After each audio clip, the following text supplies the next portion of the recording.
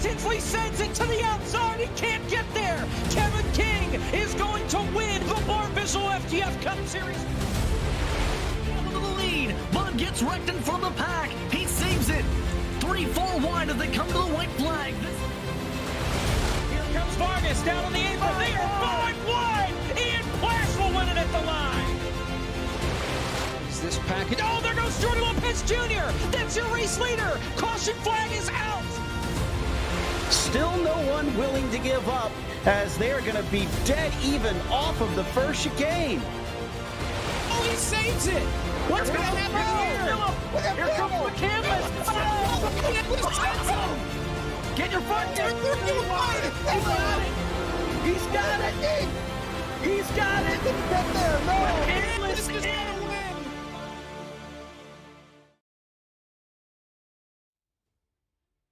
Core, presented by Simrat Market, welcomes you to the virtual Watkins Glen International in Watkins Glen, New York.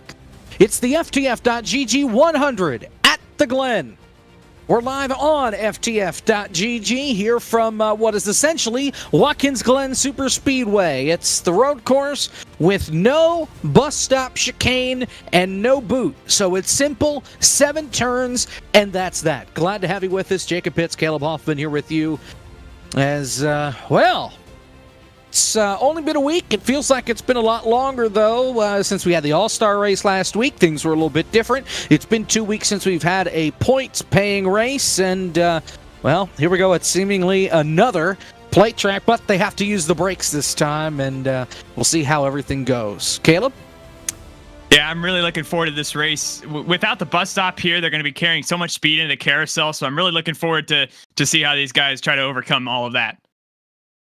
Field is rolling. Let's take a look at your Team Rick Pole Award. Team Rick, the proud sponsor of the Rick Pole Award, given to what will be the lowest driver in the point standings at each Core League event.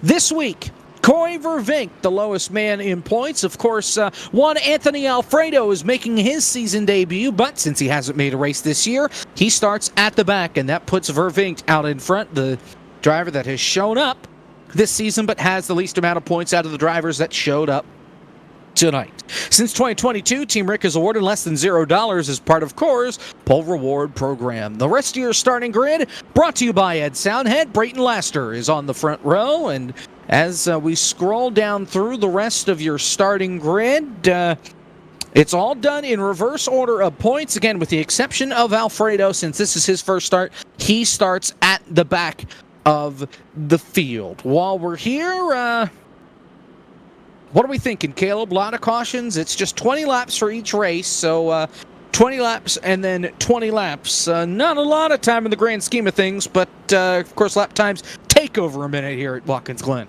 Yeah, I spoke to a few guys pre-race, and Rusty especially was adamant that the field is getting wadded up here in turn 1. So we'll see if that holds true here or not. Going to be a very interesting dynamic as it is with all the core races, with all these really skilled guys up in the back trying to make their way through the field. And I'm looking forward to see how they pull that off here.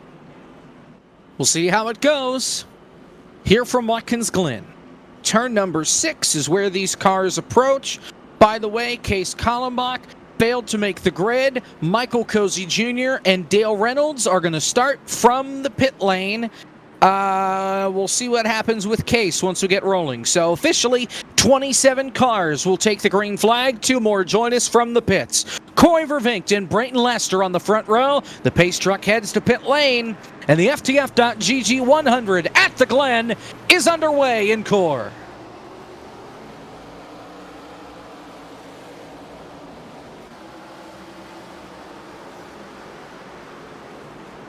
Three and 4 wide. There's contact between Arrow and Rusty going into turn number 1. The rest of the field's going to make it around, but now they have to funnel in to the S's in turn number 2.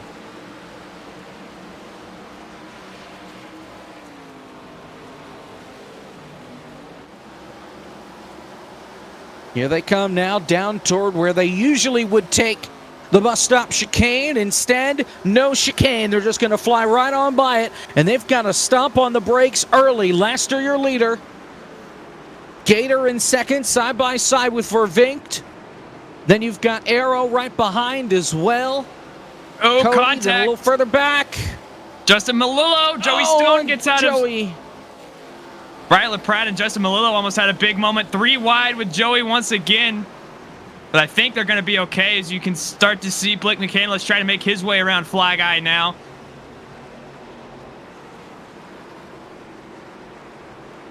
They're going to make it a lap. Trouble in the back. Jonathan Cadell's around. Oh, we've got trouble. Michael Cozy Jr. has a meatball flag. He overshot the carousel. Case Kallenbach followed him. Case killed the tires. Cozy hit it pretty hard. The left front broken on that machine. He's got to come to the pit lane. He's going to have to use his fast repair. Replay of those 2 in the back of the field. And again, this is the problem area that we saw. You're used to that bus stop being right there, and instead you're carrying all your speed. Oh, now we've got trouble in turn 4. Shieldhouse is around. Landon Huffman. Caution's out. David Shieldhouse got turned around. but it was all really just trying to avoid Landon Huffman. Huffman got a little loose, overcorrected, came down. Melillo got a piece of it as well. Meatball flag for Huffman. But he was not the only guy that had issues there in turn 4. Somebody else got the wall. That was Arrow that got the wall just before Huffman got there. And we'll see here on the replay what exactly happened here. Coming through the S's, I think Landon Huffman just going to get a little bit loose, tag that guardrail, and send him around. Right down the racetrack. Or Justin.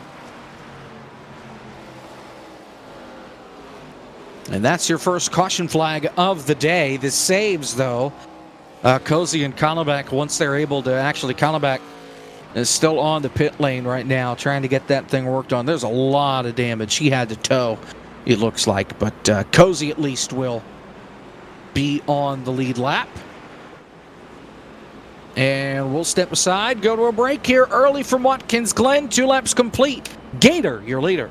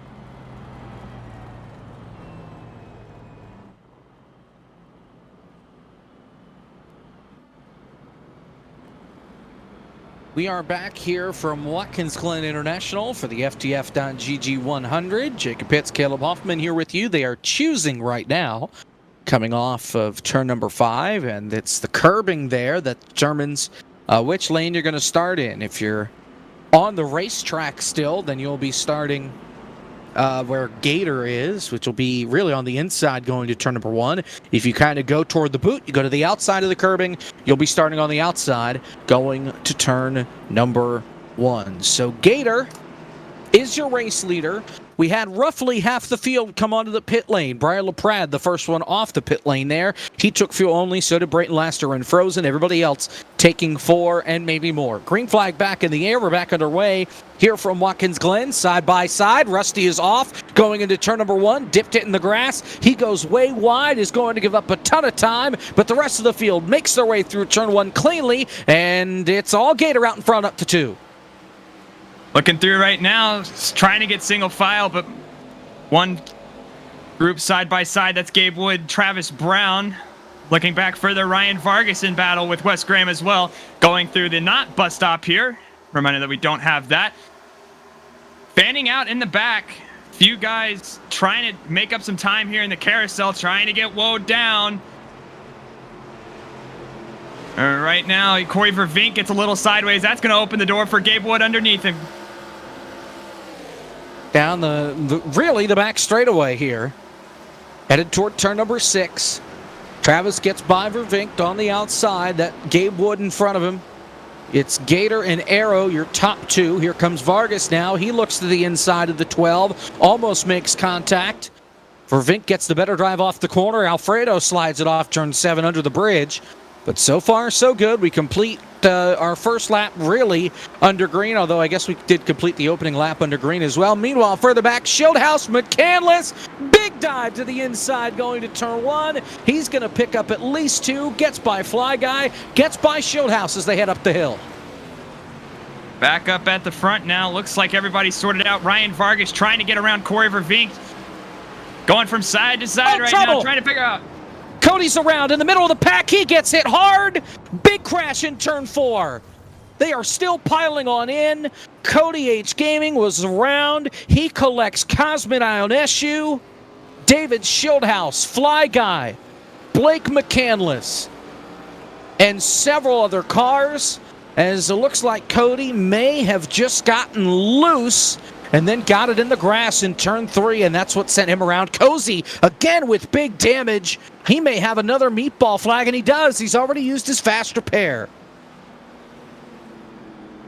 And we'll get that replay here for you, and that's a really tough break for Cozy, as this round has not gotten off to a good start for him. But you'll see Cody once again gets loose right where Landon did, but in a very different way. He comes back onto the track. Cosmin gets collected. David Shieldhouse, Fly Guy with nowhere to go, and everybody just starts piling in as the exit of the S's gets blocked right there.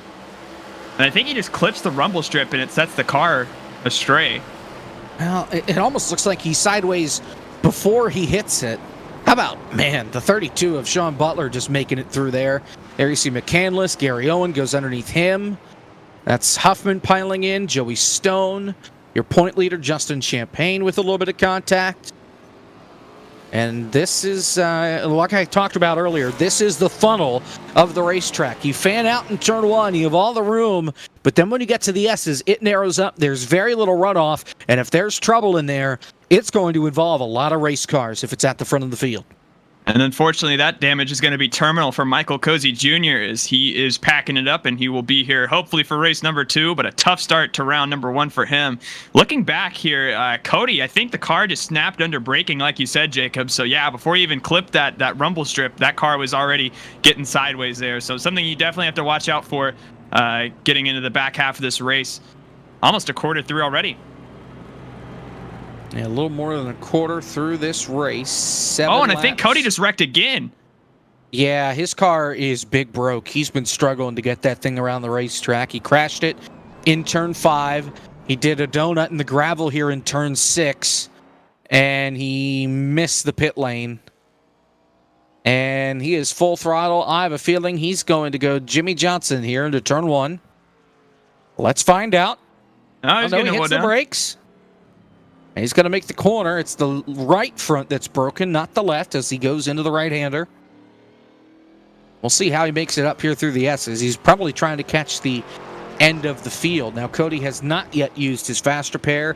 As I mentioned, Cozy has. Landon Huffman has as well. No meatball flag for Landon, but definitely got some damage in that crash. Everybody else keeping the fast repair in their back pocket. The leaders on the pit lane, except for one. Gator stays out. We've got one around. Cosman's around at the bridge. What did he do? Oh, they checked up. Under braking, they checked up coming into the pits. And he went around. He got into Blake and then spun after he already went through the cone. Man, oh man, a rough go at it there for Cosman as everybody stomped on the brakes right at pit entry, one of the narrowest, at least, entries to pit lane. Pit lane eventually widens out. It's not quite Indianapolis, but still a rough way to enter the pits for the guys in the back of the field. And big checkup, as you said here, Jacob. Here it is. Yeah. Just tough for Cosman right there. I mean, there's nothing you can really do. You're probably fully on the brakes, so it's either that or you spin the car out trying to get it woed down. But a lot of these guys have just had really rough starts to this race so far. So how things look, Gator is out in front. He has yet to pit. Brayton Laster pitted under the first caution. He took fuel only. Your next couple of drivers also took fuel only. That's Wes Graham, Brian LaPrade, Anthony Alfredo, Goen, and Blake McCandless. The first driver out on 4 tires is Arrow. He was P2. He's now P8 as the field will choose here. Coming out of the carousel in turn number 5. And we will get back to racing quickly here. That's the joy of us being at a road course, is the cautions are quick, especially when everybody's on the lead lap. And as long as we don't tear anything up too much or we have a scoring issue, we can get right back to green flag racing. So that's the joy that we get here from Watkins Glen. A reminder, next week, Throwback Week, North Wilkesboro. And if you like pacing, you're going to want to join us next week as well. It's bound to get pretty sloppy. Nonetheless, field comes under the bridge, back to the restart zone.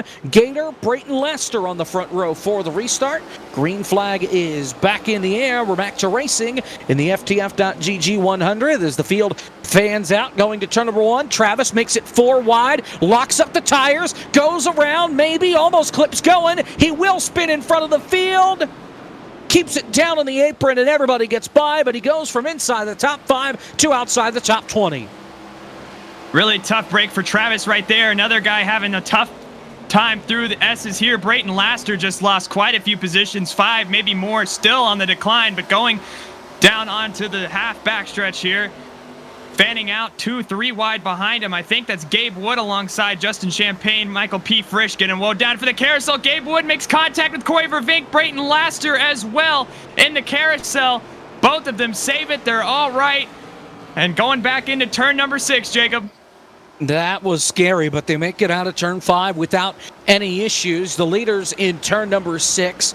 Raw Gator out in front. Then it's Wes Graham, Anthony Alfredo, Brian LaPrade, Blake McCandless, your top 5. Here comes Graham, peeking to the inside in turn 7. Gets a little loose on exit. That could open up the door for Alfredo. Down the front straightaway, using the draft. Getting close to halfway, just one more lap. Here comes Alfredo to the inside in turn number 1, looking for position number 2. Wes Graham in the 88 looking for a good finish in this freshman season for him. Alfredo takes the position away to turn 2.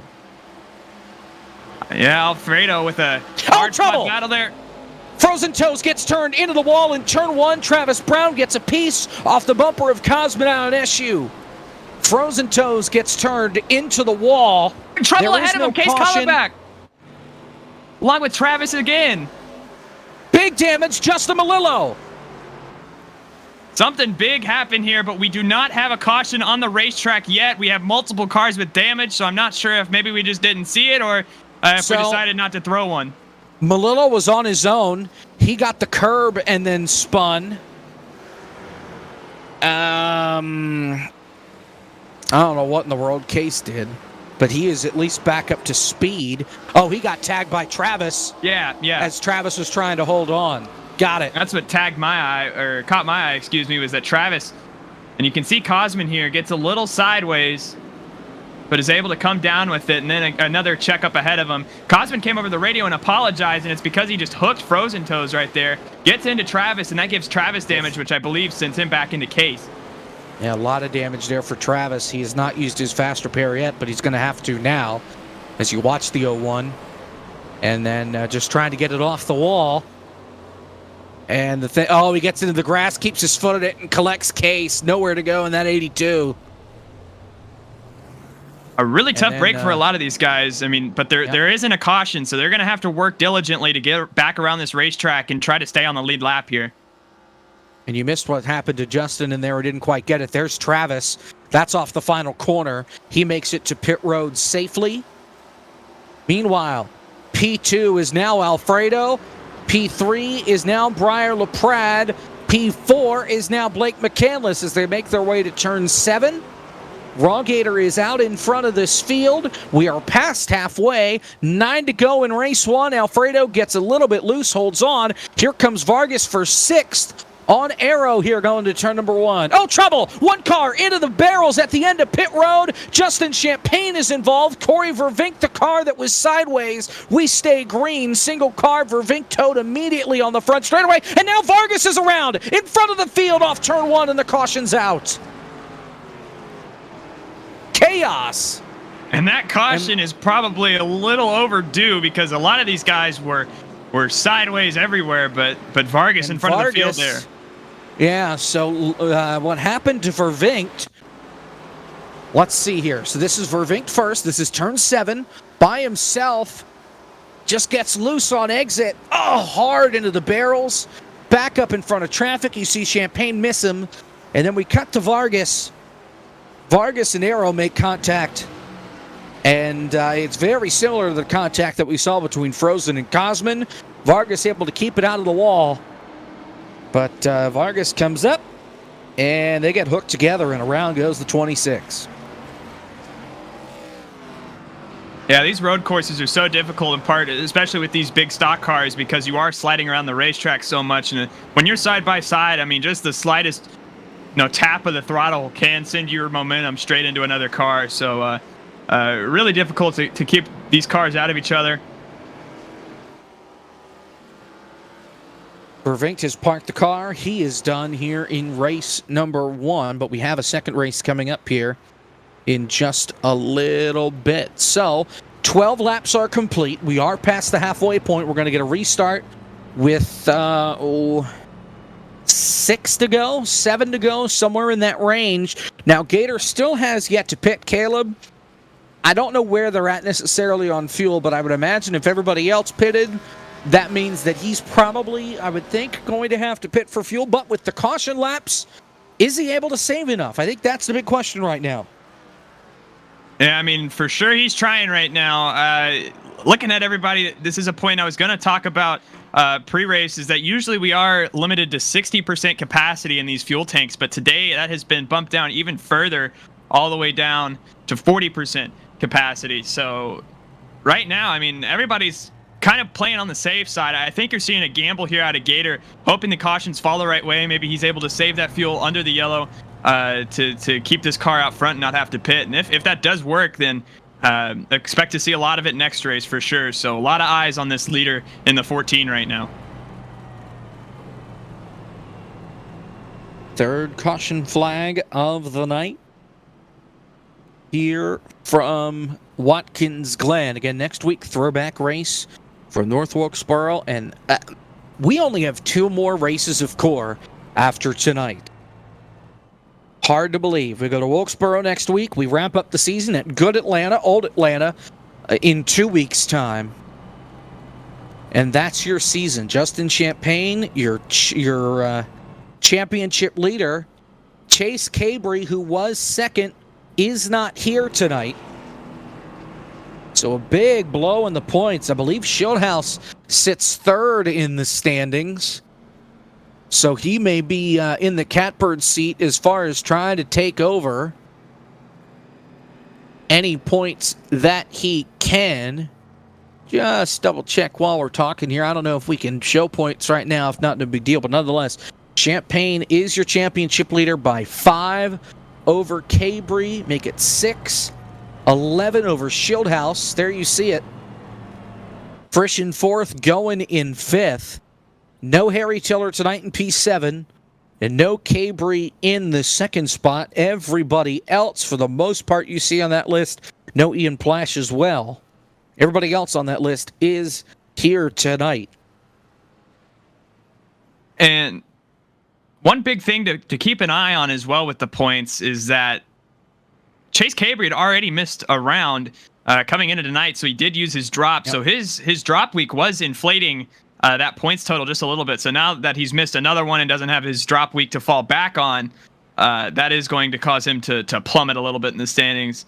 Maybe lose 3 or 4, even 5 spots tonight. So big blow to his championship hopes, but gives a lot of buffer zone to Justin Champagne for sure. Oh, remember, it's 2 races, 1 round. So yeah. He's going to lose 2 points. He could fall potentially. He could fall to 10th, reasonably, with his drop. Since he's already used his drop here, he could easily fall out of the top 5. He could fall back as far as 10th. And, it's the time of year that we're starting to get closer to racing. 24 hours at Daytona coming up this weekend. The best race in town, the Miatas at Daytona, that's tomorrow. The Clash is coming up here in a couple of weeks. And then we get to go down to Daytona and have a whole lot of fun there and tear a lot of race cars up. So let's reset for you. Gator and LaPrade, your front row with 6 laps to go on the restart. Alfredo, McCandless, Wes Graham going. Arrow, Frush, drive-through, Gabe Wood, your top 10. Green flag back in the air. Gator with a great launch. He takes him down to turn number 1. Alfredo leads the inside line. Little locking up, little stacking up going to turn 1. Contact between the 77 and the 32. That's drive-through and Sean Butler. They're able to hold on side by side for P2 to turn 2. And they were 4 wide through turn 1. They get it sorted back through the S's right here. Drive through still side by side with Landon Huffman, but he's going to find his spot. Trouble. Huffman. Joey Stone gets turned around by Cosman. Another big crash. Oh, man. Frozen upside up on her side. Cosman on top of Joey. Joey was really off the pace in the middle of the S's there, and he got tagged by Cosman. 4th caution of the night. Big damage to the guys in the back of the field, including Joey. And this part right in the S's, I think it was a little bit of a stack up here. I don't know if he got scared. If you watch, Fly Guy comes down the racetrack, and I don't know if he lists because of that or what. And just it stacks everybody up, and Cosman just tags him. And a big old crash here, as you see Frozen up on top of the wall. Cosman climbs on top of Joey. Yeah, looking back at it here, it's just a stack up. On board with Joey Stone, you're not going to be able to see the contact that got him around. You feel it. But, yeah, you do for sure. Shaq Guy gear. Yeah, he'll need some after this race. Yeah. But yeah, they just get stacked up just a little bit. Justin Champagne makes the slightest bit of contact with Cosman, and there's just no room for error right there, and it sends Joey Stone around. Oh, he just got the wall. I think he was scared of Rusty. And he now does bring it to the pit lane, but he's got a meatball. So does Frozen. Frozen has already used her fast pair as well. Joey has not. So Joey at least will be able to fix his race car. So we'll get a restart inside 5 laps to go. We do have unlimited green-white checkers if we need them. Cosman is crop dusting back there. His motor is junk.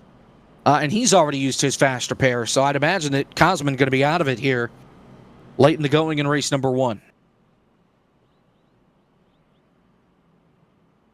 I know one guy that's happy right now to have this chance to save some more fuel, and that's Raw Gator right here. Who again, still choosing not to come down this time.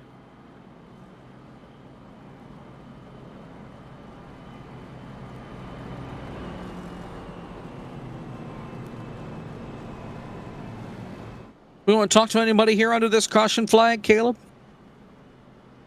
If I could find him.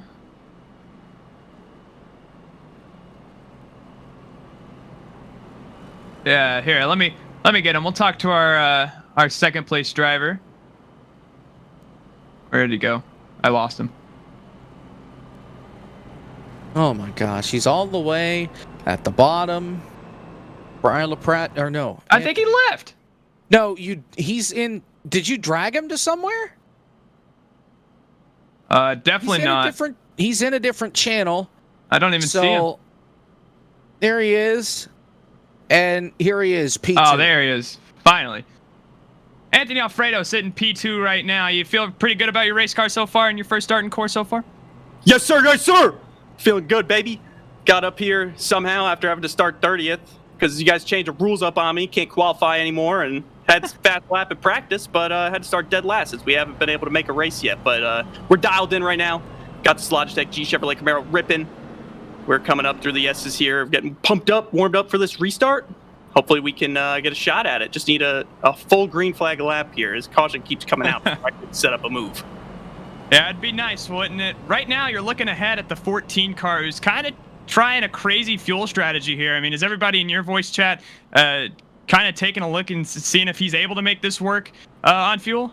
I'm pretty sure Breyer pit with him, and he said he was plenty good. I think the cautions helped, so he should be fine to save. But I'll keep that in the back of my mind. I don't have to worry about saving any fuel here. I just get to let it rip on this restart, send it, and hopefully park at Victory Lane, our first start of the season. All right, well, we'll let you get to it. It's Anthony Alfredo, and he's looking for, as he said, his first win of the season in his first start.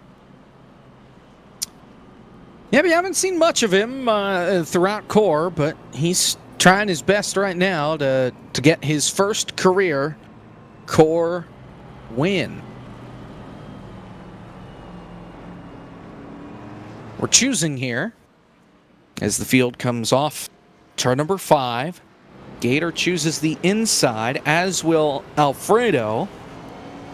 Oh, somebody hit the... Oh, they're crashing. Travis is around. DT gets a black flag for hitting the cone, and it's because he stopped. Oh, he did hit the cone, and then Travis got turned by Ryan Burton.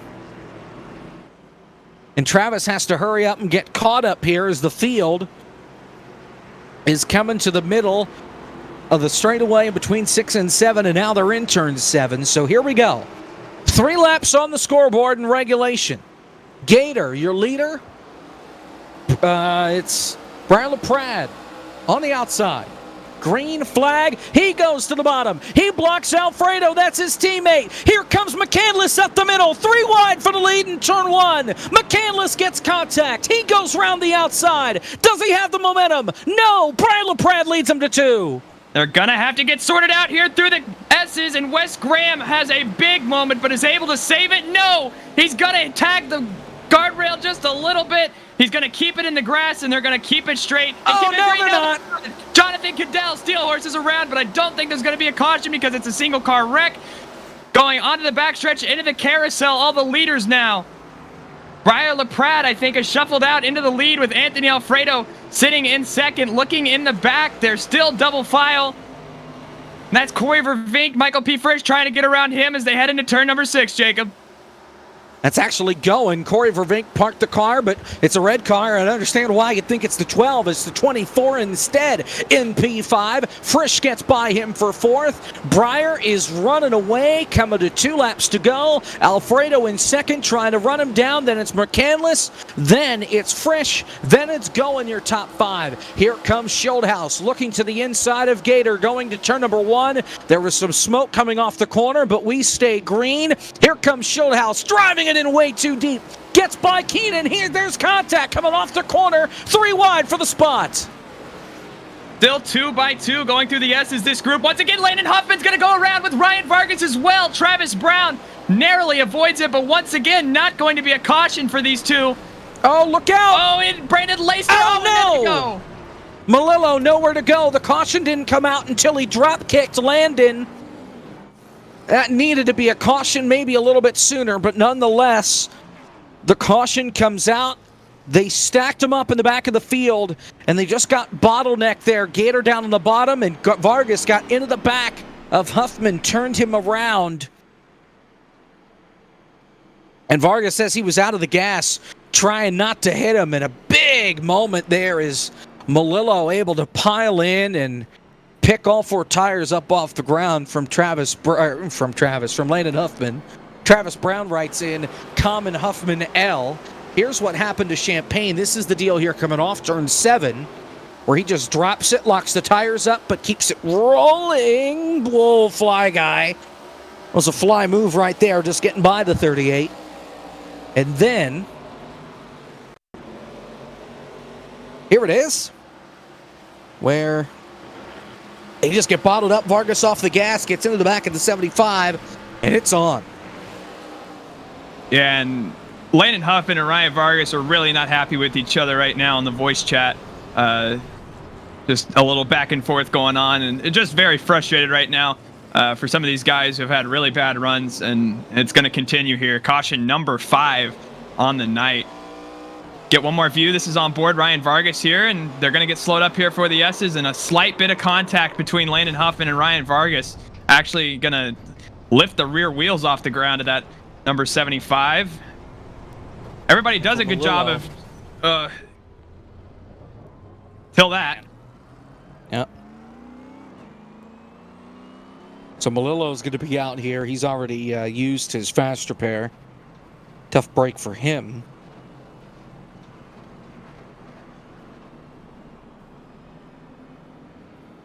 So how about Briar LaPrade? A huge restart. Gets him to the front, but they're going to be aggressive here with Alfredo and McCandless up here, fresh as well. And I wouldn't rule out Sean Butler. We'll see how aggressive he decides to be as we are going to go to our first attempt of overtime here from Watkins Glen. Sean Butler actually has a little bit of damage on that front corner. The car's dragging. Yeah, I noticed that. We'll see if he comes in and maybe tries to get that fixed real fast, but I don't know how well that thing's going to turn. You'll be able to see it right here. That left front has a considerable amount of damage. He hit something. He's pitting. Yeah, I would too there with that kind of damage. It almost looks like... No, he has damage. He crashed. He crashed under the caution. He hit the wall. But where did he hit it? He shot the carousel. Turn 5, he overshot it and clipped the tires. Oh, no. On lap 19. Here's the onboard. You'll see what happens. Yeah, just misjudges that corner. It's so easy to do. You're carrying all that speed down the backstretch that even if you misjudge that by a little bit, but that's a tough break for Sean Butler here this late in the race. I doubt he's going to be able to make up this many spots unless we have 10 overtime attempts, which I'm not ruling out at this point. Rather, he did have a meatball flag, but it got cleared pretty early, so we didn't catch it. But yeah, that's a tough break. Yeah, but I mean, looking at this restart, even without Sean Butler, I think we got a taste of what we're going to see for the rest of this time with Briar, that big move that he made.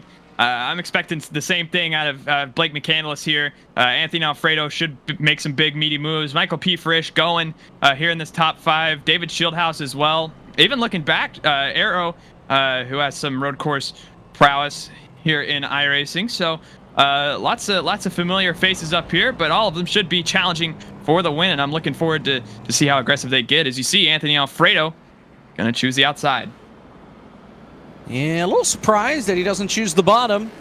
Kind of making his bet up there unless he gets the better restart and is able to drop down to the bottom like we saw the last time.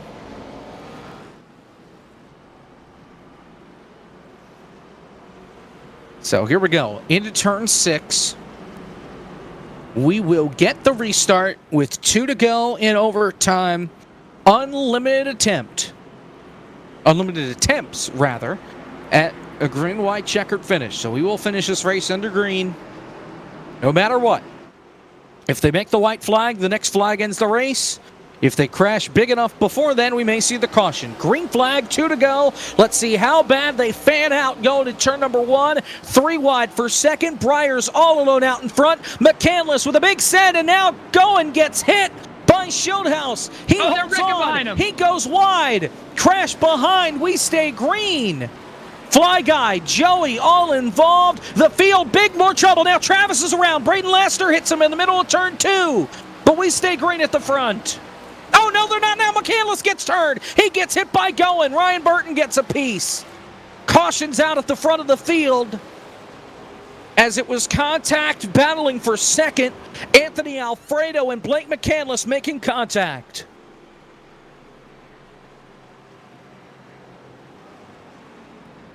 Yeah, we'll get a replay right here, but once again, it's just the same problem area in the S's, and this time it's out of our second place driver, Blake McCandless.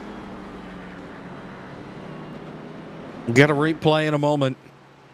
3 different wrecks involved in that. Brayton Lester has had to tow. Yeah, Oh, I mean, man. this late in the race, everybody's trying to make up all this ground, and especially when you're Blake McCandless watching Briar LaPrade drive away from you, you're going to get a little aggressive. We'll check it just straight from the restart here into turn number 1. The field fans out once again, trying to make up room. You see going to lock up the brakes just a little bit, get sideways. That's going to open the door for David Schildhouse, and then Travis. These two crashed. I don't know where in the world they thought they were going, but neither of them made it through that. That's where Lester gets his damage. Fly Guy was turned around in turn 1. And I think Keenan right there, Arrow, was reacting to Gabe Wood coming up just a little bit. Ooh. Yeah, and that's what I Cody saw. got turned by Cadell. Oof. I think yeah, this is where it really gets bad. Blake McCandless right here out of second. Just mats the throttle down a little too soon. Gets a little sideways with Anthony Alfredo. He tries to block. There was contact. It wasn't because he got on the gas too soon. He tried to pinch him down, and Alfredo was there. And Blake McCandless found out the hard way going into the outside. Yeah, my wall mistake, and taking actually. cars with him. Looking at Blake through here, so actually on the entrance, he makes a slight bit of contact with Michael P. Frisch, which gets him sideways throughout the middle of the S and gives Anthony Alfredo that track position. And then once Anthony's there, it's just that slight bit of contact that finally sends him around. So he was wrecking for a fair bit of the S's, but had just had it saved, and then a second piece of contact finally sent him around. But either way, that's our first attempt at overtime, and we'll try once again, but...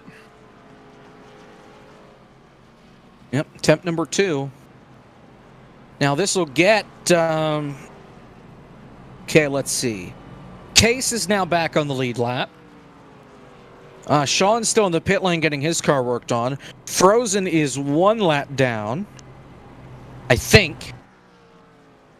No, she's 3 down. So she's getting there, and Case is 1 down. No, Case is back on the lead lap. As folks are trying to get their laps back, but it's not happening for some of these guys. Now, Sean, he opted not to take the fast repair, and he is stuck in the box since. He still had his fast repair to use. He didn't use it, and that's going to be the end of his race.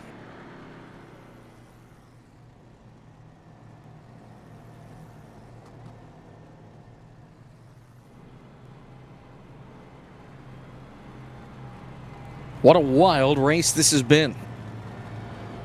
Yeah, this has been very calamitous so far.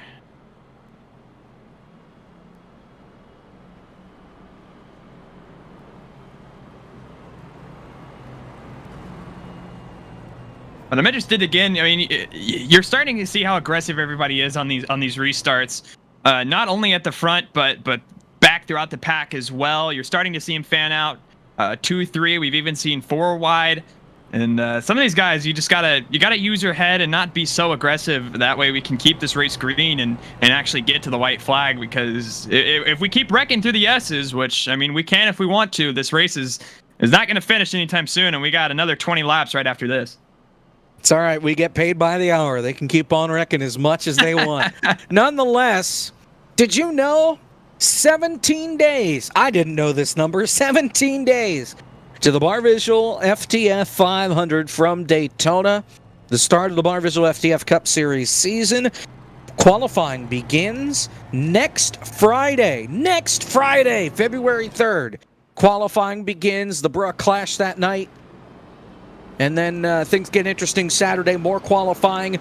And then the duels to set us up for all the alphabet soup and everything to get us to the Bar Visual FTF 500. That's 17 days from now. Qualifying in 9 days from now. And you can see it all right here on ftf.gg. Should be a lot of fun. Can't wait for the season to come back around. So there's also Legends of the Future tomorrow from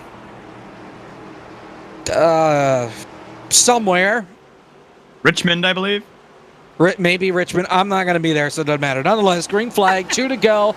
It's Breyer and Frisch on the front row.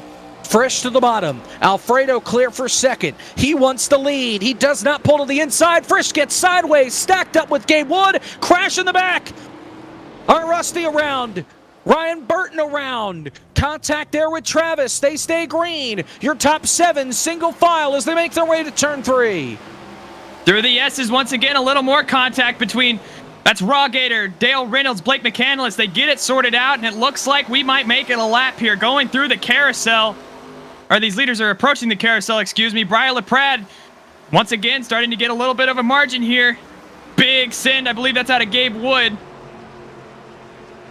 Briar still pulling away. Michael P. Frisch, David Schildhouse side by side. Gabe Wood has to back out going into turn number 6 here, Jacob. Here they come to the white flag. Breyer scooting away out in front. Was so close to a championship in Season 4. Looking for yet another win on the season.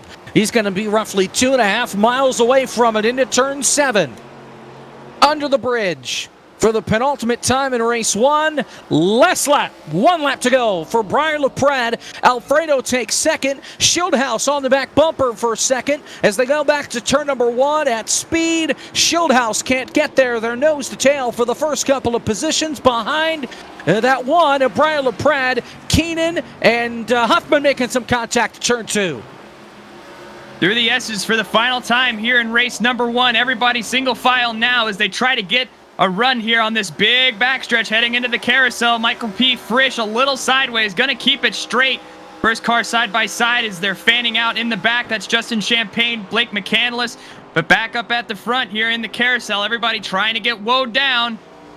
And it looks like for the most part they're going to be able to do that. Blake McCandless side by side here with Ryan Vargas trying to break into the top 10. Which would be big for Blake here, making up from that wreck into turn 6 for the final time. Briar LaPrade has a great margin. Here comes Breyer, more than a second advantage over his teammate Anthony Alfredo, and it's going to be a teammate 1, 2, 3 for the most part. They're at least friends as Frisch tries to get third, can't do it, he's in the wall. Briar LaPrade wins race 1 at Watkins Glen. Frisch will come across the line in 6th after catching the wall, coming off corner number 7. Alfredo second. Oh my God!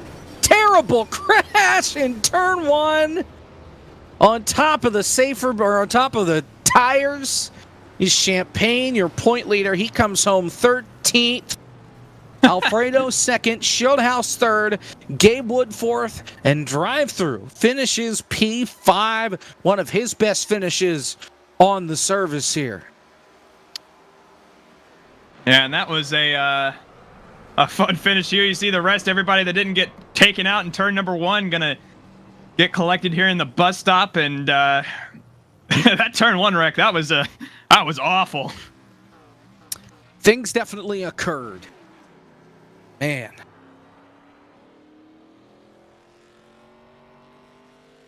Take a look at our results. Briar LaPrade, your winner of race 1. We've got another race coming up. Just a little bit. Don't worry. Alfredo finishes second. Schildhouse finishes third. Then it's Gabe Wood, Davin Cornelius, Michael P. Frisch, Wes Graham, Keenan Kusin, Arrow, and P8. Landon Huffman, P9. Ryan Vargas rounding out the top 10. So close to a top 10 for Blake McCandless, but he's going to come up just short in 11th. Raw Gator in 12th as we get to your next page here. Justin Champagne in 13th. A good run for him despite some trouble. Jonathan Cadell in 14th. Justin Malillo 15th. Joey Stone coming home 16th. Ryan Burton in 17th. Dale Reynolds finishing 18th. Fly Guy in 19th. And rounding out your top 20 going to be Cody Hicken, who started from 5th. And the rest of your field, these guys did not finish the race. Travis Brown, Case Connelbach, Rusty Walrus, Frozen Toes, then Brayton Laster, Sean Butler, Goen, Cosman on SU, Corey Vervinkt, Michael Cozy Jr. Round out your field of 30 here from the Glen. As I mentioned, another race coming up in just a few moments. We will, well... Yeah, we got a replay here of Dale Reynolds. Oh, no, Dale! Oh, that's on the last lap. Oh, and Fly Guy, Frozen, and Cody all involved. Man. And that's some more tough hits.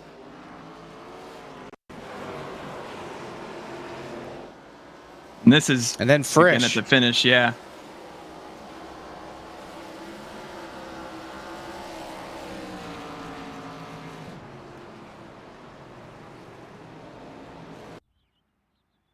All right, well. Yeah, we'll try it.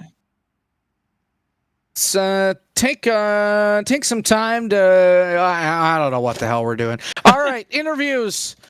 Let's talk with Brian LaPrade with Caleb, race winner. Yeah, that'll certainly help the average out a little bit. Got a win here, Briar. Yeah, that. Let me tell you, I've never done this combo or this track layout, I should say. It's a very fun layout. Gotta love it.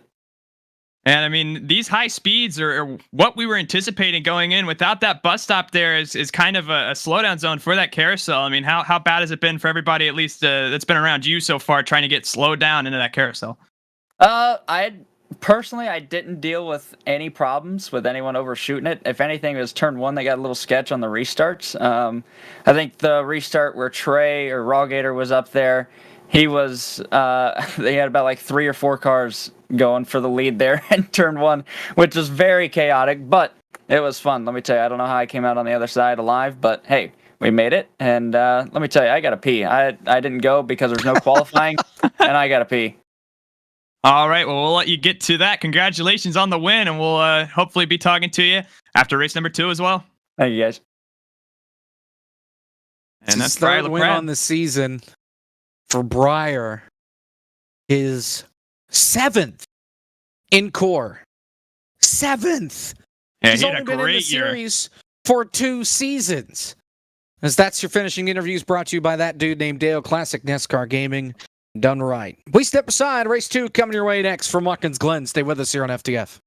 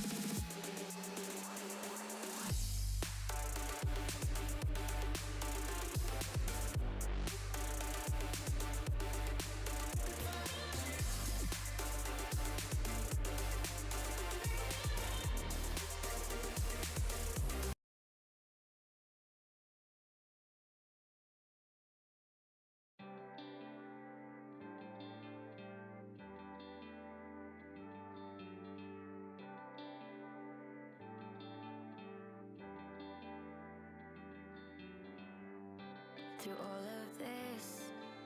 You told me that you loved me so much, but now we're here, and I can barely breathe.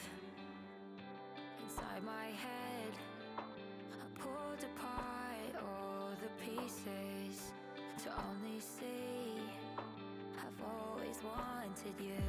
So let's take this time to feel it all, no lies. 'Cause if we don't, the fight will eat the life. Stuck in self-destruct, and we can't wake up. Don't wanna give it away. Can't make me give it away. Don't eat the love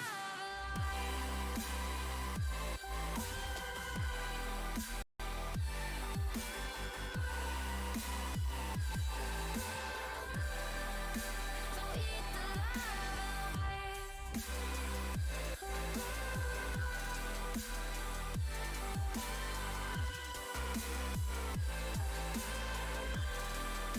Don't eat the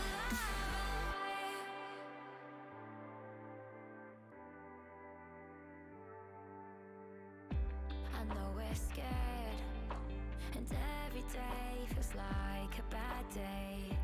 My biggest fear is you will walk away.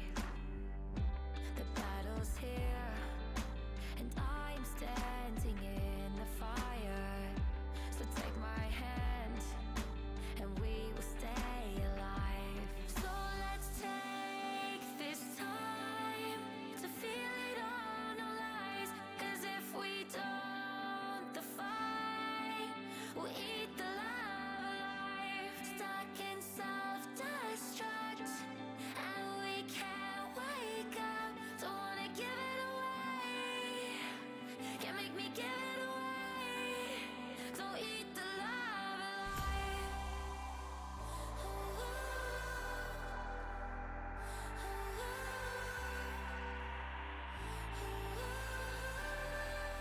Don't eat the love alive.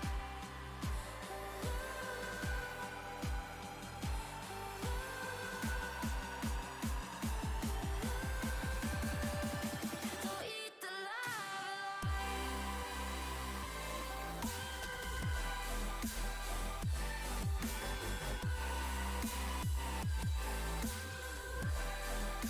Don't eat the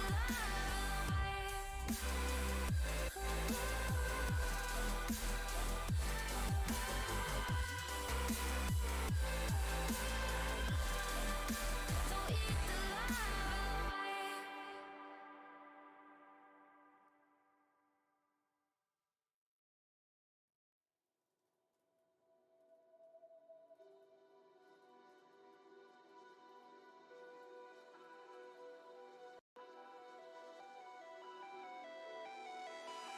Carry on, the battle's on, the war's not over, the dawn's not that far away. Hop back on the saddle soon, you soulless soldier. The dark can consume your brain. All we ever wanted was a little air to breathe, but all we got are ashes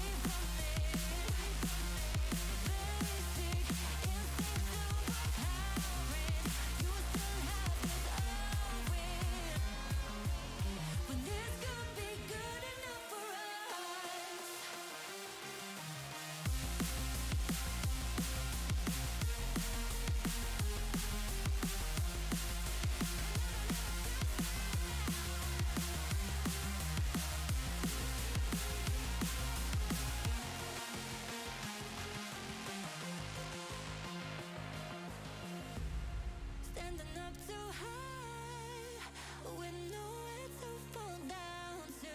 Empathy around you.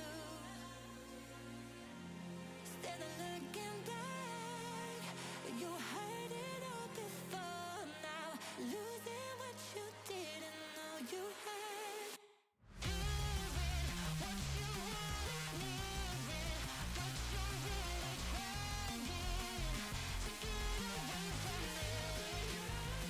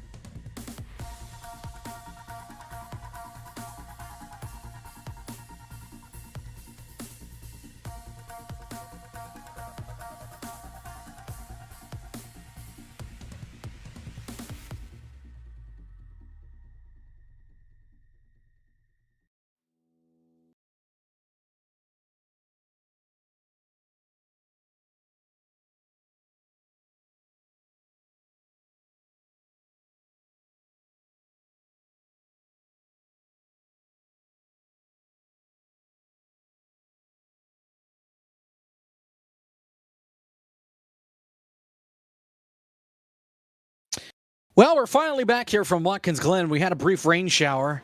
Really, iRacing just refused to load the second session. Apparently, drivers are mad with each other. And for the 492nd time, I just want to state for the record, this league's for fun. We have fun. This is if part of the rule book. If Having fun, I don't know what to tell. It's literally in the rule book. Don't get mad. Like I don't understand what happened. But just in case we've all forgotten, the league is for fun. For fun. All right, now that I've gotten that editorial piece out of the way, we're back for the second half of the FTF.GG 100. 20 more laps are up on the board. We will grid here in about a minute and a half. I believe we lost a driver. Yeah, we lost one, but we gained one. So Corey Vervink's not running the second race, but Dylan Kem is running the second race. He did not race the first time around. And I think we're just about close, Caleb, to about the same field that we had between race 1 and race 2. I don't believe we've lost anybody else. Yeah, like you said, just a quick sub out between Corey Vervink and Dylan Kem, DK. But overall, the grid should look pretty similar to how we were earlier. We'll see once everybody gets gridded up. But this should be a fun second race. It actually looks like Gator has just disconnected as well, so maybe a quick issue on his end. Everybody, the big thing for this race is everybody's got to be a little less aggressive. Take this rain shower period that we had and just calm down a little bit. Towards the end of that race, everybody was starting to make really aggressive moves. So you got to get out here on this restart. Remind yourself this is a new race. Just stay calm and you'll be okay. And so hopefully we'll have a few guys that remember how to drive this track. But I think we should have a better second one. Suspension cam. Thank you, Zach Johnson, for that. I don't know who we're on board with because we're inside the race car, but this is awesome. Yeah, this is something we don't show enough. If we get a green flag run, we may need to show it here in race number 2, but we are advancing. Woo! About time. Let's do this. Race 2. Oh my God. Oh, David Shieldhouse. Right. Get the tarps. There it is. All right, here we go. Let's take a look at our grid. Our reverse grid brought to you by Ben Crazy, providing retro videos in our 2003 and iRacing help on YouTube. Your Team Rick Pole Award goes to Michael Cozy Jr., finished last in race 1. So now he gets to start on pole for race 2, and he changed up his paint scheme. He went from the red thing to that again, but we'll see if this works. Nonetheless, Cosman's on the outside. Sean Butler going in row 2, and we'll go through this just because it's been a while since we actually got to go through the starting grid, since we were a little late. Frozen, Brayton Laster there, and we'll just keep on rolling here. And the pace vehicle is now rolling, but Michael Cozy Jr. has been given an EOL for what? Did he request it? Or is Ben being stupid? No, there was some radio back and forth there, so I think unbelievable. He either requested it or. Well, that's fair because I think he only has 2 laps tonight because he crashed twice in race 1 and he didn't get any practice in. So.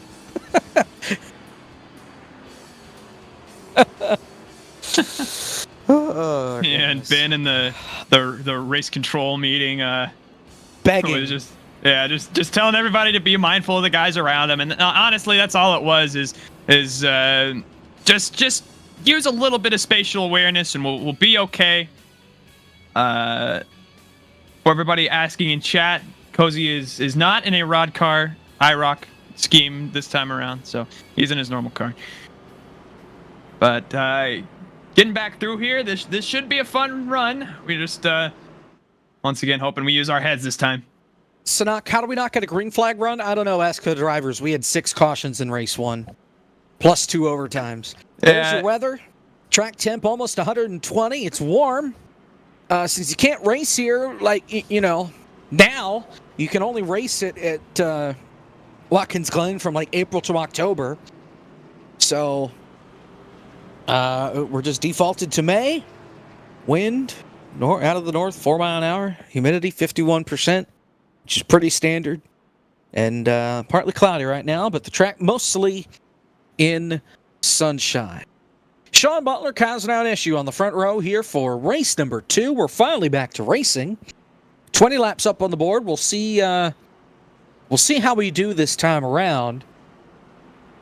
As some of the guys that were at the front in race 1 now at the back. And we'll see how it all plays out. Including your race winner, P. Last, back there with Dylan Kim as well. He's back there because, again, he missed the first race. And that's why he'll only race in race 2. Cosman and Sean on the front row for the start. Green flag, we're underway. Again, from Watkins Glen, Travis a big run. He makes it 3 wide going down to turn number 1. He gets on the brakes early, not going to send it too deep. It's pretty early, but he at least gets by Rusty, and he gets by Frozen. Case misses the corner. He goes a little bit wide. It's Sean Butler with the lead to turn 2. Still lots of guys that are 2, 3, even almost 4 wide, but they get funneled down into the S's. Fly Guy gets pretty squirrely as there's contact between Michael P. Frisch, Blake McCandless. Oh, and Kanan's going around. Arrow is around in the back, and we are under caution. A big wreck once again. I believe only 3 or 4 cars are gonna be collected there, and it was almost a lot bigger, but already damaged for Keenan. Wes Graham was in it. Case Kallenbach. Justin Malillo had to get slowed down. Yeah. So this started with Keenan dropped down in front of Dale Reynolds, and there was contact. But we'll take a look and see what happened. Middle of the pack, it starts with Keenan, starts with Arrow, the 03, the Ken Block throwback car. He comes down. There's contact. Just Dale gets out of the gas, I'm pretty sure, but just gets into the back of him. We've seen that a couple times already through the S's. Wes Graham involved in that. You see Malillo sliding through. He didn't hit anything. Just kind of slid to a stop. And defending race winner as well, Briar LaPrade made a slight amount of contact there with Wes Graham, and Cozy tagged the wall as well, but they should be okay. Nothing terminal out of that. I don't think we had any meatballs out of that.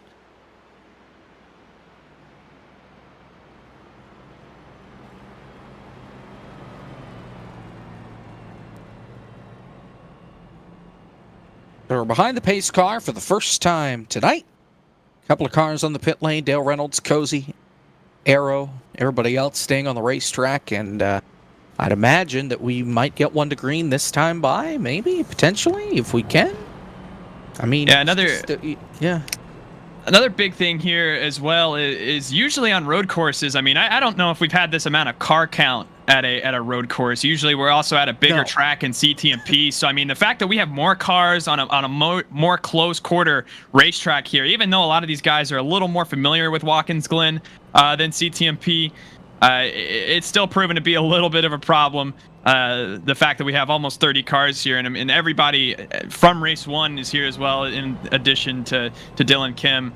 Only, I believe, Corey Vervinkt and Ryan Burton didn't make the trip here to race number 2. So car count is still at 28, 29 cars, and being at a track, even though it's a road course as small as Watkins Glen, it does get dicey very quickly. So a lot of these guys, again, just got to stop with some of these aggressive moves and just let the race play out. You'll be able to make up spots on pace. You don't have to get it all in one corner. And that's what I think a lot of these guys need to kind of look in the mirror and take a look at.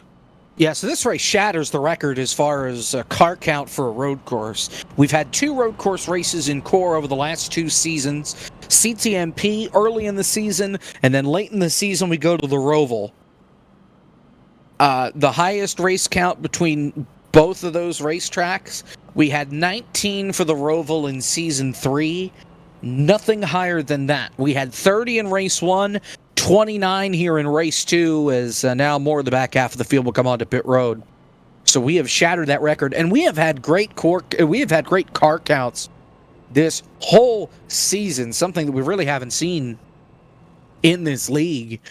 Just because, drivers lose interest or whatever. Last year, especially down the stretch, it seemed like we struggled to get drivers to show up. We only had, 12 guys run at the Roval last year. Talladega, we saw a big increase. Wilkesboro kind of flatlined, and Atlanta was pretty mid-pack as well. But so far this season, we have had more than 20 drivers in each race. Obviously, the All-Star race last week doesn't count, but we've not only hit that, I think we've gotten close to, if not hit, 30 drivers in just about every session. So we've had a lot of race cars, a lot of participants throughout the season.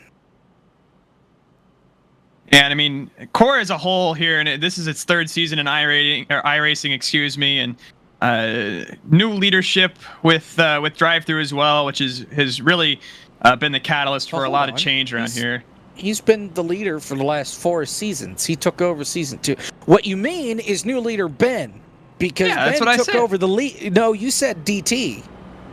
I said in addition to DT. Ben was never. Throw the red flag. We're good. At all. Unbelievable. Imagine ignoring the race. Now control. look, there's a red flag right there. Thank you. Challenge. Might need a red flag here after this next restart. Well, we'll see if they make it past turn 2 this time. It's Sean and Coswood on the front row. 3 laps are complete when we get the restart. Cohen, Brayton, Laster, Travis, your top 5. Then Rusty, Gator, Champagne, Cadell, Frozen Toes, your top 10. Trouble. Frisch is around. Oh, good. How? God. What the hell happened? They stacked up, he bumper grabbed, and then he got killed by Schildhaus. He makes the pack, the field's rolling. Green flag.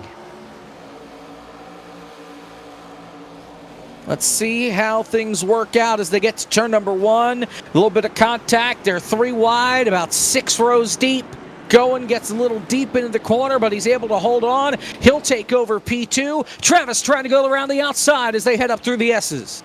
Little bit of contact. That was Raw Gator with Blake McCandless through the S's. They're still trying to get it squared away. Still sideways just a little bit, but I think we'll make it through the S's this time. And we will. A little bit of contact here, approaching what would be the bus stop normally between Landon Huffman and David Schildhaus as well, getting woed down into the carousel for the first time here today in race number 2. Travis overshoots it just a little bit. Raw Gator as well gets into Cosmin Ionescu, and coming out of the carousel here, it's going to be Sean Butler continuing to pull away, Jacob. Yeah, Sean with a big gap, more than a second advantage over Jonathan Cadell in 3rd, and Goen, who is in the 2nd spot, skipped over him initially. As some side-by-side racing back there. Huffman and McCandless side-by-side. Gator and Travis Brown side-by-side here into turn 7. Travis going to lose the spot. Here comes Cosmin, and now Vargas gets turned around. Off the bumper of Alfredo. Everybody scatters. Single car spin. Vargas now off the pace, but everybody makes it through without any contact other than Vargas getting turned sideways. Field comes back through turn number 1. Everything's so good at the front of the field. Side-by-side battle. Schildhaus and Cosmin to turn 2.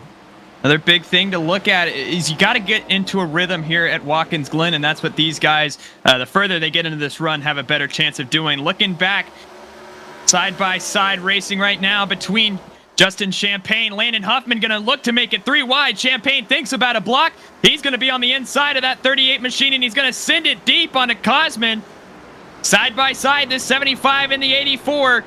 Going through the carousel, trying to get back to the throttle first. It's going to be Landon Huffman out of the carousel. He's going to move his car into the little. That was Cosmin that just went around. Crossed up over the curbs, and he goes around, single car spin. He gets it back rolling off the racetrack. He's going to lose many positions, but he does not get any damage. Side-by-side battle for position number 5. Schildhaus and Travis Brown. Schildhaus takes the spot away. Meanwhile, closer to the front, Goen has started to reel in Sean Butler. The gap down to just 0.7 of a second, and it is closing. Gabe Wood dips a tire. He's drifting through turn 1. He's spinning. Cozy around. Blake McCandless involved. Drive-through involved. Caution is out off of turn number 1. Gabe Wood dipped the rear tires, rather the driver's side tires, into the grass under braking, lost control of the race car, and spins it back down in front of traffic for the second caution of the night. And another tough break there as we were getting close to our, I believe that might have been our longest stint of the night, but you're going to see in turn number 1 here, Gabe Wood just going to, I believe he just locks those rear tires up, sends that car around in front of the field. Cozy, Blake stacking up as well, and no choice but to throw the yellow there. Really unfortunate not to be able to keep it out of traffic. Dips the tires into the grass on the left side under the brakes, and that just, it's like hitting ice and just doesn't have the grip. And it really sends that car to a bad angle as well. It really, there's no choice but to slide back up in front of traffic. So tough break for those guys there, but we almost had it figured out. Yeah, pretty nice run. And I think you're right. That is one of the longest green flag stints that we have had so far tonight. Here in race 2, a couple of cars coming onto the pit lane here under this caution flag. Sean Butler, though, still your leader, and a good part of the field staying out under this second caution. While we're here, while we're waiting to get back under the green, I want to take the time to thank all of our sponsors, FTF.GG, Cody H Gaming, Swan Security, Naughty Wood at NaughtyWoodBarbecue.com, that dude named Dale, Gabe Wood, Team Rick, Ed Soundhead, SimRap Market for sponsoring the series. And they brought us some great racing this season. We're in round 6. 2 more rounds to go. 2 races at Wilkesboro next week. 2 races at Atlanta in 2 weeks. And the season is done. 16 races, 8 rounds in total. And hopefully we can get the ball rolling on something for the future that does not take 9 months to get off the ground. But we will have to wait and see, as God bless Core. Where else but this league?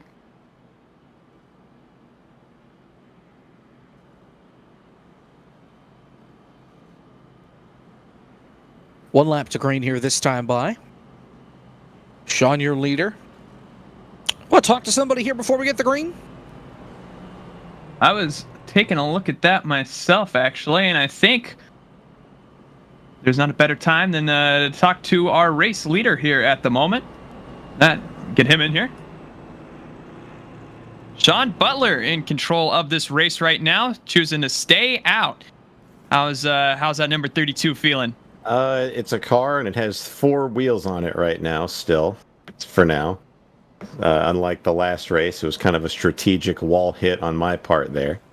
But no, we're going to try to keep this thing out here and avoid all the trouble, and hopefully just let them all keep wrecking behind me. That's the main goal.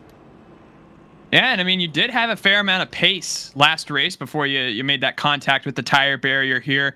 Looking out front as well, you saw last race Rock Gator had, that pit strategy going that kept him out front until he got swallowed up on the restart. What do you think the key is here to not get swallowed up by everybody behind you here on restarts?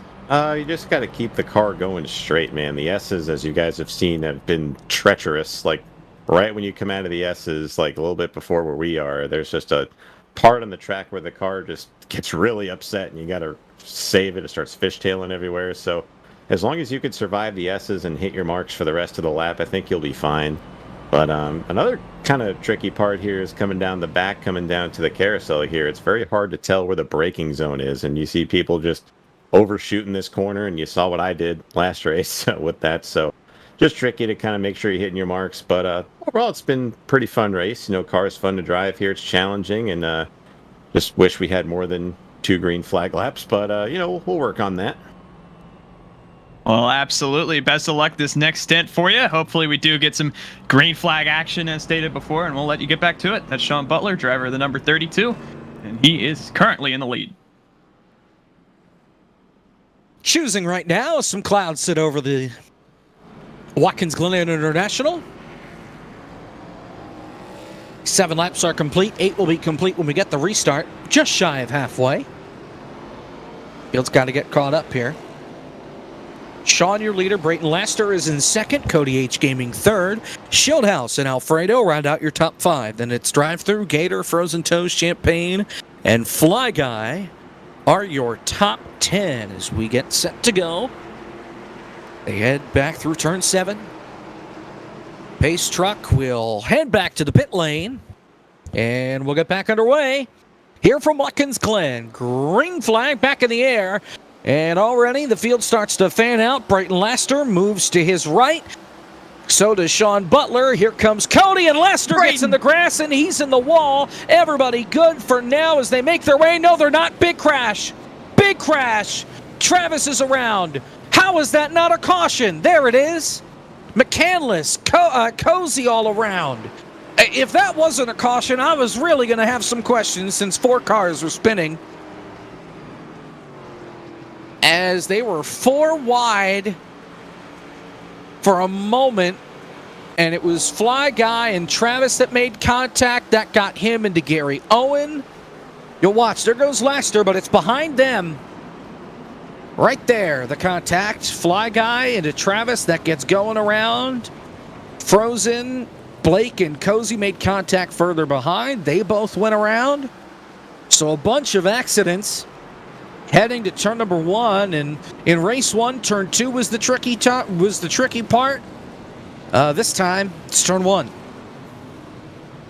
Yeah, and I mean, again, it's just over-aggression here. Everybody's trying to make up all these spots. That was in part caused by Brayton Lester, who had a really late braking zone and braked so hard that it sent the car into the outside retaining wall. And then everybody behind him, just a slight stack up. I believe Frozen Toes saw it and started to whoa up a little bit. And then in the back, it was just further calamity. Travis Brown going, Fly Guy all involved.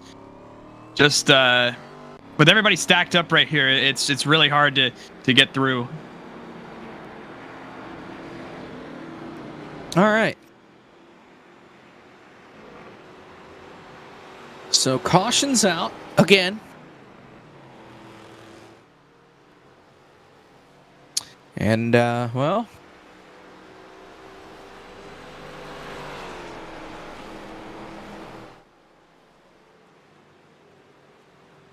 yeah, the field's a little bit behind the pace car. Pace car is in turn 6. And they just got to turn 5. There's the pace car. They gotta hurry up. While we're under this break, let's talk with the driver of the number 53, Justin Malillo. Justin Malillo, it's been a tough go for you so far. How do you think you can get this round turned around? I don't think I can. I think I'm just here to have fun. This is definitely not a a particularly strong track for me. So all I'm trying to do is just survive to the end. It didn't go well in the first race, and yeah, we're just going to try and make it to the end without getting involved in anything. We're doing good so far. I don't think I have any damage yet, so let's just make it to the end, man. Yeah, the good thing that this isn't a strong track for you is it doesn't seem this is a particularly strong track for anybody else around you. So, just trying to get through, as you said. You know, is there anything in the back of your mind, maybe about fuel strategy or anything like that you could use to maybe pull something out? No, I think unless we get, I'm too far back. Unless we get like, I don't know, I'm still too far back. Wow. Unless we get like 15 green white checkers, which is totally plausible tonight, I think everybody's going to be able to make it to the end. That was the thought I was trying to have. All right. Well, yeah, we'll let you get back to it. I've got 2 more questions. Oh. No, I've got 2 more questions. Oh boy. One, what's on the what's on the board this week? What do we got? You can't read it. I can read it on the stream. I got a new camera. All right. I was just going to let you explain it. That's all. Well, no, I'm just if anybody is looking for a part-time journalist to go and cover races at NASCAR events, I'm now a free agent. I no longer am with the racing experts as of earlier today. it was my decision, and yeah, that's pretty much all that is. And secondly, how about those Giants? Nope. Goodbye, Jacob. All right. Well, I wasn't going to talk about it until I saw the sign in the background. Thanks, Justin. Best of luck. All right, here we go. I had to get it in there. Just had to. We're past halfway. Unbelievable. 9 laps to go. Fly, Eagles, fly. Sean and Schildhouse on the front row. Sean gets an early jump. Oh, and Travis just crashed in turn 7 behind the pack. What in the world happened? I think he got loose coming out of 7 and hit the wall, but nonetheless, we're green. The field's in turn 2, and they all survived. And meanwhile, back up at the front right now, Sean Butler and David Shieldhouse have really extended their lead. A little bit of contact. Raw Gator and Drive-Thru came together for just a second. Justin Champagne just got forced off the track as well, and he's going to lose a spot to Landon Huffman as well. Champagne not happy over the radio, and that's going to open up the spot for DK. Everybody else trying to get woed down. Once again, Landon Huffman going to shoot that carousel just a little bit and open back the door for Drive-Thru. Champagne out of his rear bumper, but not going to be able to quite get there as they head back. Sean Butler still retains the lead, Jacob. 4/10 of a second lead over David Shieldhouse, perhaps the strongest competition that he's had out the back door so far here in race number 2. Alfredo sits in 3rd, Gator 4th, Drive-Thru in the 5th spot as they make their way back to the start-finish line. Oh, Huffman gets the wall on exit. Joey gets turned. He's able to hang on to the race car in the back of the field, but he's going to lose a number of spots down the front straightaway, headed back to turn number 1. Shieldhouse still reeling in your race leader in Sean Butler, the field back to turn 2. Joey Stone's going to go around off the nose of Cosman. And both of those cars are going to slide just out of the barriers in turn number 1, and that is going to bring out the yellow flag. And back up ahead, it looks like Wes Graham was involved. Yeah, he got turned. As a result, made contact with Frisch and went around. Very similar to what happened to Kyle Busch in that 2012 race here. Meanwhile, Joey and Cosman, boy, that one... oh, absolutely. I'm going to need a couple different replays on that one. That's something. Let's take a look. Okay, first we start with Travis. Maybe. Bueller. Here we go. No, here we go. Just lost it. Travis says we're dirty on the broadcast for showing the wreck. He just took his fast repair, so he's back rolling now.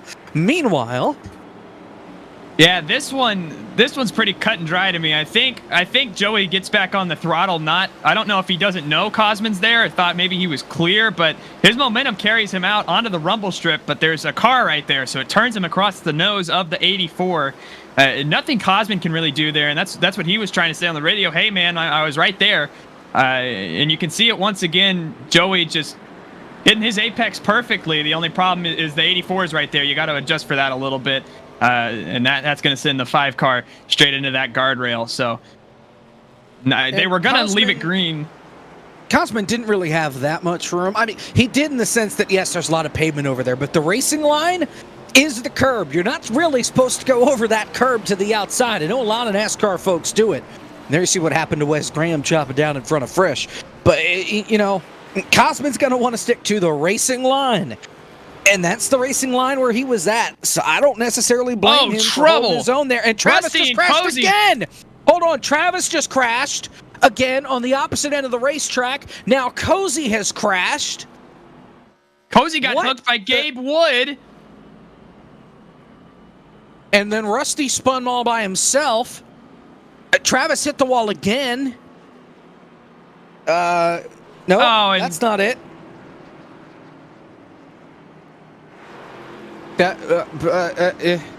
This is still live pictures. Here we go.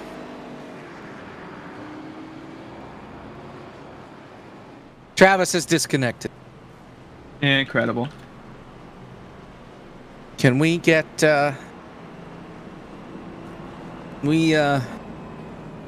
Travis, what happened, my man? I was on my phone that time. First time I last race I ran 12-1. I was on 10-1 because I forgot to change it, and I just stepped on it. You know, it happens. How's Mooncar coming along tonight? That's coming up after this race is done. Probably a little bit later than we anticipated. But... Yeah, whenever this gets over with, we'll do Mooncar, and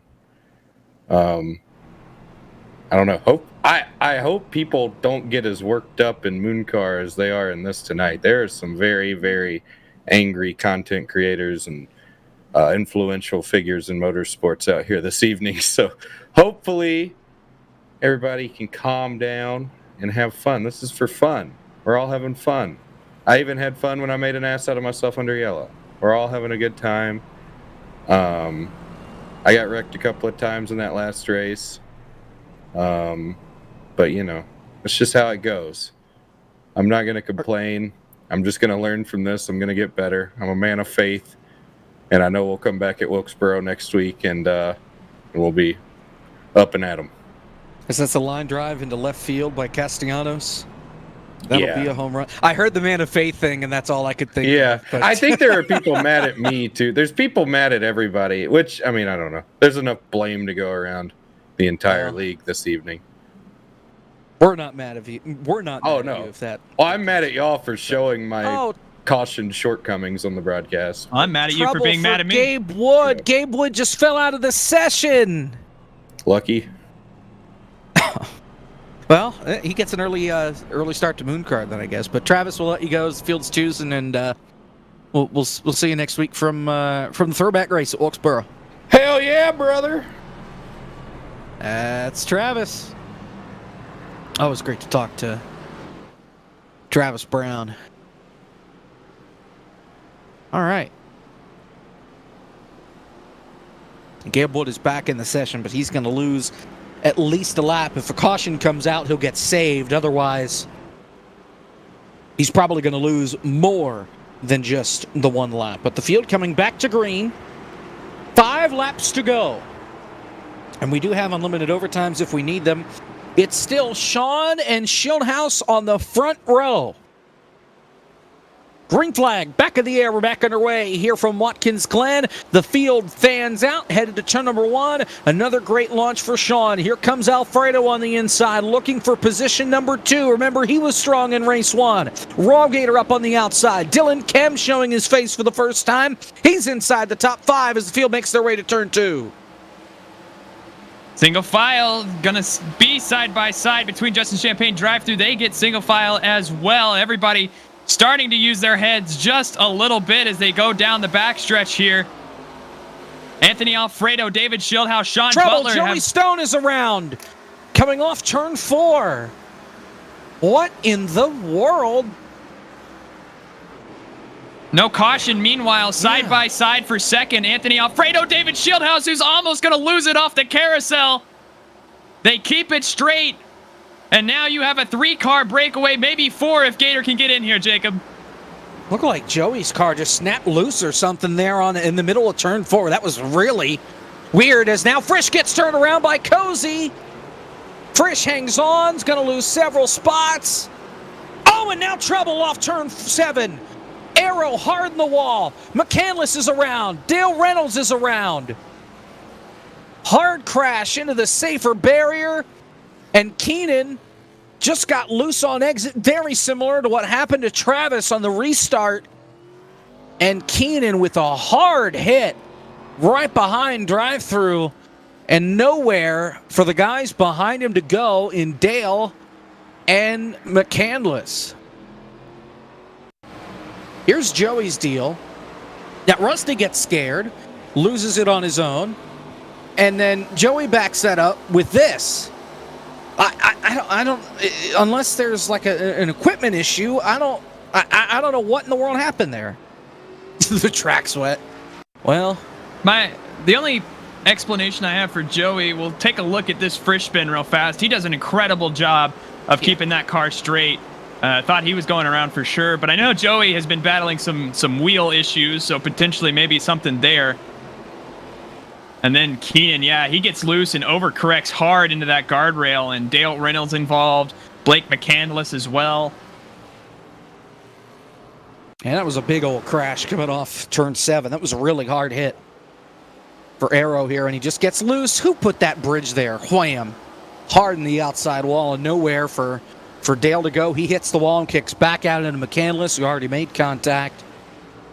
And we are going to be in a position here, I think, for overtime, folks. Field's just catching the pace truck now in the S's. I don't believe the pits have been opened yet. So we're at 3 to go right now, and I believe this is going to put us in position, or we're at least going to have to go 1 lap over.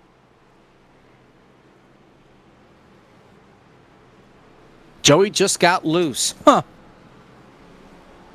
Interesting. It's just a really weird spot to get sideways. But, you know, we've talked about it already, where the car just gets so light coming through the S's that it can be hard to control it.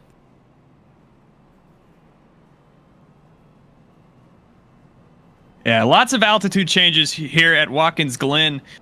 Specifically that spot where Joey was, it almost reminds me of an inverse Dover, where like coming off the corner, the car just bounces just a little bit. And if you map the throttle wrong coming off that corner, it, as you saw with Joey, can send you sideways. But either way, we are shaping up here for a late race restart. I believe it might be a natural green-white checker here. Nope. Or we might be using our overtime, actually. We're going to overtime here because we're coming to 2 to go right now, and the lights are still on the pace car. Yeah, 10-4. So we're gonna have 1 to green this time by. We right on board with Sean hanging outside the window net. Let's see if we can find somebody else to talk to here to entertain ourselves. Oh, I know exactly who we're gonna talk to. If I can move him again. There we go. Rusty Walrus, it's been quite a race for you back there. We saw you spin under caution a few cycles ago. How's it been in 25th right now? You know, we're just out here doing what we usually do. I mean, yeah, spinning under caution by ourselves. Joey's being a little bit of an animal right now, so if you want to see some action on the restart here, look for the 5 to go. Dude, I'm just going to brake check him. Oh, no, and he's going to go around again under caution. Trouble. There you go. And we have beef. But yeah, you got any crazy moves planned to propel yourself up into a winning position? Oh no, we're just gonna get to the end here and go home. You know, we might stream after the race, so some Zelda Link's Awakening. Oh, no, Twitch.tv. No. Get him out of here. All right, he's done. No, he's only allowed to do that if he wrecks Joey again. I believe that's the trade-off there. If he keeps the beef going, then he can use it for free advertising. Otherwise, we'll be seeing you. But you already moved him, so it doesn't matter. Oh, man. Absolutely incredible. Yep. Rent-free. I'm really looking forward to this choose cone right here to see what Anthony Alfredo does. Does he want to start on the front row, or does he want to have that freedom to maybe potentially make it 3 wide underneath Sean? That's what I'm most curious here, because I mean, again, it would completely change your restart here. If he wants the track position, or if he wants to be able to potentially dive bomb, make a move here, because this is overtime. So if we make it to the white flag here, that race is over. And Sean has been getting some incredible starts here as of late. And Anthony Alfredo, he will start behind Sean. Yeah, we'll see how this works. It's gonna be something. We'll see how aggressive Alfredo is. We know Alfredo's had some really great restarts. We'll see how much he decides to send it down on the bottom, maybe 3 wide. If Sean can't get clear of Schildhouse, maybe 2 wide. Or maybe Sean will come away with his first win in the core. A lot of guys searching for their first wins up here, including Alfredo. A lot of these other guys, though, have gone to victory lane in the core. Another great launch from Sean. 2 to go. We're in overtime. Part 1 of hopefully we don't need any more. Oh, and Sean, he biffed the corner in turn 1. He goes wide. Oh, no. Sorry, Sean. Schildhouse takes the lead. Fly Guy misses the corner. 3 car length gap back to Rawgator for second. No, I'm sorry. Alfredo's in second. Skipped right over him. Rawgator's third up the hill. Alfredo was blinking for just a second.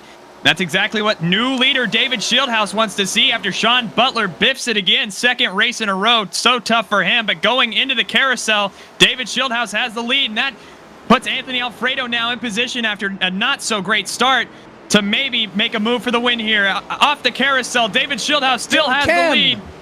That's Dylan Kem off course in the carousel. He was in the top 5, and he goes off. We're coming to the white flag. David Shieldhouse, your winner in the All-Star race last week.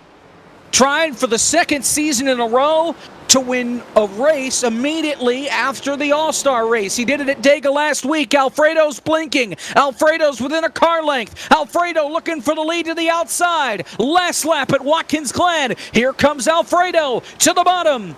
Shieldhouse drives it in deep. He's got the advantage. Gator in third, trying to get anywhere close to this battle and have a shot if they make contact to turn 2 for the final time. Shades of the finish here in 2012. David Shieldhouse has possession of the lead. Anthony Alfredo following closely. Raw Gator as well. Down the backstretch they go for the final time. And if Anthony Alfredo has a shot, it's going to have to be a big send, I think, here in the carousel. Blinking some more. But going into the carousel, he is going to put himself in position side by side for the lead. And he is going to take the lead here from David Shieldhouse. Raw Gator as well. Going to be trying to get around David Shieldhouse as well into turn number 7 for the final time. Oh, there's contact for second, and they're going to crash. No, they saved it. Alfredo pulls away. It looked like Shieldhouse broke early getting into the carousel, and Anthony Alfredo, as a result, is going to run away with the victory. His first race on the season. It's been more than a year since he's been in core, and he's going to victory lane. Anthony Alfredo wins race 2 of the FTF.GG 100. And oh my goodness. Oh my God, terrible crash. They think maybe Shieldhouse may have had a slowdown for turn 1. And that might have been why he had to give that time up. He broke way early going into the carousel. We'll have to talk with him and see what happened. Oh, Frisch. Oh, man. Nonetheless, Anthony Alfredo, it's the blinking that turned him into a meme at Iowa 2 seasons ago, where it looked like he was skating along the safer barrier. And it's blinking tonight that winds up with him going to victory lane for the first time in core ever. What a finish. And Here's the replay of the last lap. Maybe. I believe this is the same top 3 that we saw last race as well, with Breyer, David Shieldhouse, and Anthony Alfredo just kind of all jumbled up here as well. We saw this contact, so this is coming out of the carousel. David Shieldhouse, again, just parks it just a little, and more contact right there between him and Gator. That gets Gator sideways. Gator does a great job of hanging on to this race car, but not at the expense of, or rather at the expense of his podium finish. Is Briar LaPrade able to get around him? Briar LaPrade with an absolutely amazing turnaround with on that overtime restart. He restarted 11th and made his way all the way back up to 3rd to come home with the podium finish. You see Landon Huff and Ryan Vargas side by side there as well. You can see some of the terrible crashes here. Oh, that's the hard hit. And then he just keeps... Oh, that's Cam that goes... Oh, my God. Fans are dead. Oh, man. I don't know. It was a rocky night tonight, but what a finish either way. A great note to end up on. Our finishing interviews tonight brought to you by that dude named Dale. Classic NASCAR Gaming done right. Anthony Alfredo, you're a winner in core. How about it? Woo! Let's go. I don't know where that came from, but I'm pumped. I just had really good pace tonight. Finished second to Breyer in the first one. He was a little bit quicker than me. I just need to be closer, I think, on that last restart. But we made up for it in this one. Got one spot better. I think David said I was blinking a little bit, so I think he got nervous going into the carousel there. But I was really fast on that side of the racetrack and was confident we were going to be able to make it work on the last lap. So we got it done. Pretty cool. First core race or races of the season. Got a second and a first. So definitely bummed I wasn't available the first few races, but looking forward to coming back for more and pumped to get my first win in the Logitech G colors. Something that your teammate has done already this year. First 2 starts, second and first. Breyer did that at Daytona earlier this year, so you now have the best average finish in the league at 1.5. Wilkesboro next week, you going to be around for that? Oh, I gotta. I love that track. It's really fun on the sim. I would love to race there in real life. Hopefully we'll have that opportunity this year. But yeah, it's going to be fun. Throwback to try to win another one. All right. Well, Anthony, congratulations on the win, and hopefully we'll see you next week. Best of luck. Thank you so much. Appreciate it. That's Anthony Alfredo, your race winner in race 2 here from Watkins Glen. Let's talk with second place finisher David Schildhouse with Caleb. Well, David, that was certainly a restart there from Sean in turn 1 and everything that ensued. Talk us through it. What happened from your point of view there? I guess I got to give a shout out to Anthony Alfredo's terrible internet. It certainly wasn't fast as Xfinity tonight. I don't know what the hell he was doing on the last lap. He was blinking all over the place, and I didn't know where he was, honestly. And yeah, so I don't know. Credit that for him. It was like the best defense he put out because it was so distracting.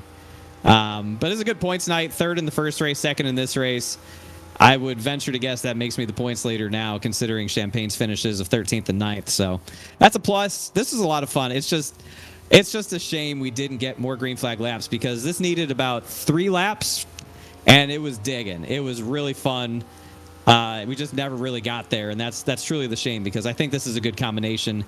We just didn't do a very good job as a group tonight to show it off and allow it to put on a good show. But at the end of the day, 2 good finishes, and we'll move on to the next race. Yeah, and that's where I was going to throw it to next week at North Wilkesboro. Like you said, Champagne didn't have a great night, and then Chase Cabry not here as well. So you really capitalized on it. How are you feeling with North Wilkesboro, and then Atlanta after that?